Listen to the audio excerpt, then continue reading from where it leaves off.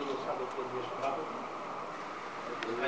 Advocate S Mohammad Zubair, সম্মানিত মহানগরীর secretary, সম্মানিত আমাদের কালিয়াপুর এলাকার থেকে জামাতের মনোনীত প্রার্থী সাবেক ডিসি, সাবেক সচিব জনাব শাহ আলম বক্সি ভাই, আমাদের কাপাসিয়া এলাকার থেকে জামাতের মনোনীত প্রার্থী ছাত্র শিবিরের সাবেক কেন্দ্রীয় সভাপতি, আমাদের অন্যান্য ভাই যিনি মহান এই দায়িত্ব সাংবাদিকতার দায়িত্ব পালন করতে গিয়ে আমাকে নির্মম নিষ্ঠুর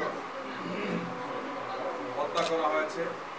চাঁদাবাজি থাকবে না, ছিনতাই থাকবে না, এই সব কিছু মুক্ত একটি বাংলাদেশ গড়ার জন্য আমাদের সবার প্রচেষ্টা অব্যাহত থাকবে। সেই প্রত্যাশা ব্যক্ত করে আপনাদের সবাইকে মোবারকবাদ জানিয়ে আমার কথা এখানে শেষ করছি। আমার তৌফিক ইল্লাহ বিল্লাহ। আসসালামু আলাইকুম ওয়া রাহমাতুল্লাহ।